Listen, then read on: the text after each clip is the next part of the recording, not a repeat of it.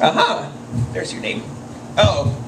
Never mind. We'll skip that one. Okay, this next gentleman coming up to the stage. Oh, there, you are here. Good. You're still here.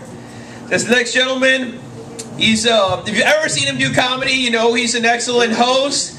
If you've ever seen him host, you know he does a great job producing. No, this next gentleman, very funny guy, probably the most charismatic guy in Rockford. I always say that if I were as charismatic as this guy, I wouldn't even do comedy. I'd have a real job. But please welcome to the stage my good friend, Mr. Christopher Robert Snowflake, the Snowblack Lion.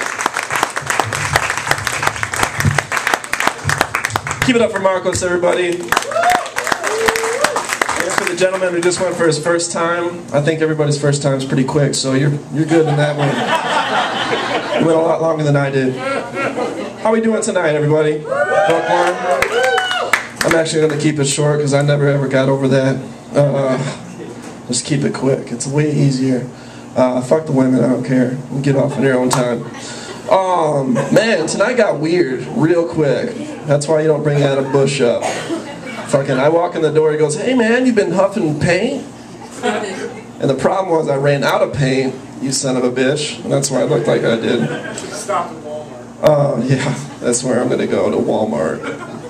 That's actually where I would go if I was in that type of state of mind where I'm huffing paint before comedy shows, doing open mics for you guys. Give it up for yourselves for sticking around, everybody. There's a gentleman that used to perform here, his name is Emilio, and I thought after he left I'd be okay, that nobody would distract me. And then I came up here and Adam did his thing, did very good. Vicky did great, brought up Tara, who's been, obviously, has been experienced in comedy. And then that motherfucker right there, you, sir, you did a great job, but you fucking fucked up my whole psyche tonight. I'm sorry. You came up here and I didn't know what the fuck. I thought I was gonna start praying and stuff. I was like, what do I do? What do I do?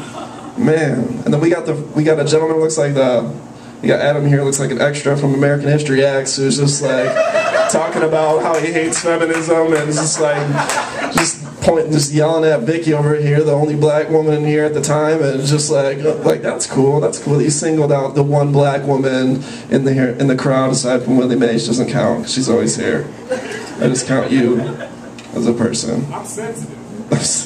You're sensitive, obviously. You gotta let that out on Vicky. Vicky, with your boobs, let them hang out all the time. Be good to everybody. You don't need a bra. Let those things fly. No, I've motorboated boobs bigger than that, don't worry. And she was black. She's a beautiful young woman. Her name's Winifred. We're friends on Facebook, still talk to her. Oh, man. Whew. So I guess we're doing the improv thing tonight. That's cool. Well, that's why I wrote some jokes. Anyways, does anybody remember their first fight? Like in school, like when you're a little kid, it probably didn't go well, unless you're like Adam, where you're the motherfucker fighting people on purpose. Well, the first time I got in a fight, I went to Welsh Elementary School, and I was in first grade. And I was introduced to a special move because I'd watched a lot of movies and shit, you know, got action figures and all that shit and whatever, action movies, and so I knew all these moves and shit, but that was the first time. I was like 6 years old, I was ready to throw a punch or whatever, and this motherfucker came at me like this. When you're 6 years old, you do not expect it, and when you get swept kicked for the first time, you're not jumping. That motherfucker came. And I fell on my back. I was like, oh my God! I sounded like Tara.